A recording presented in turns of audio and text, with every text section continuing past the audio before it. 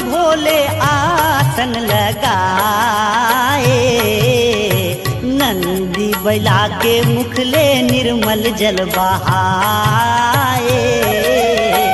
गिरी कैलाश में भोले आसन लगाए, नंदी बैला के मुखले निर्मल जल बहाए। कैलाश गिरी माँ भोलेनाथ है तो माता गिरजाला राम के अमर कथा ला सुनावत है और कहत है कि हे पार्वतिया आज तोला राम अमर कथा सुनावत हो, और जोन कोनो भी ये राम अमर कथा ला सुनते वो प्राणी अमर हो जाते।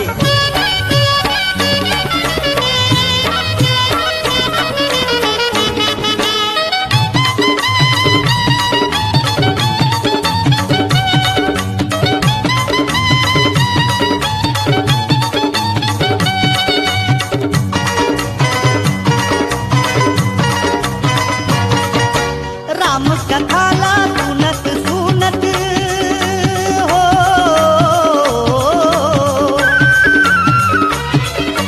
राम कथा ला सुनत सुनत तुझगे माता पार्वतिया, पर के खुंदरा माँ परेवा के अंडा सुने कथा आधारतिया, पर के खुंदरा माँ परेवा के अंडा सुने कथा आधारतिया।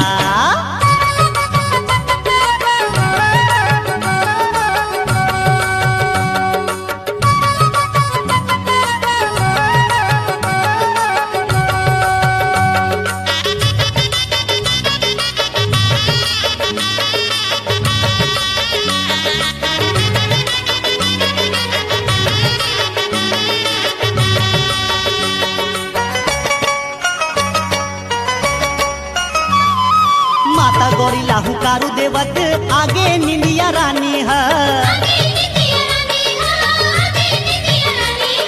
शंकर भोला देखे पार्वती ला कौन सुने मोर बानीला। नंजर पर गे परे बाके अंडा माँ हो, नंजर पर गे परे बाके अंडा माँ भोले अचंभा हो जाए के महा गावत हवा ओ बड़खा दाई मन चंदर सेनी अमर कथा गावत हवा।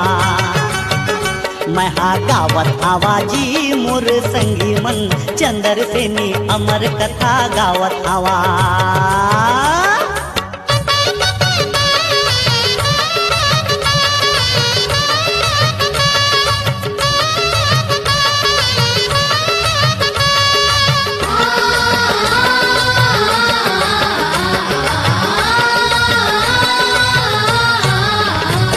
अरे हे अंडा मजीव पर जा बन के परेवा उड़ जा,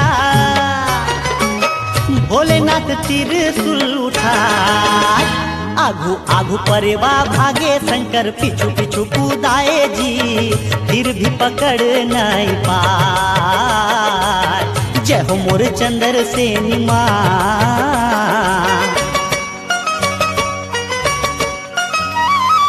जीव के डरमा परेवा के पीला ऋषि के मुख में समाएगा,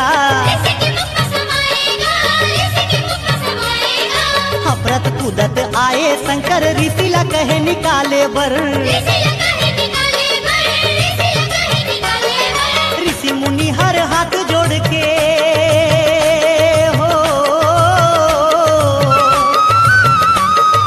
ऋषि मुनि हर हाथ जोड़ के परेवा के रक्षा कराए के महा गावत हवा गा मोर बाबा मन चंदर सेनी अमर कथा गावत हवा।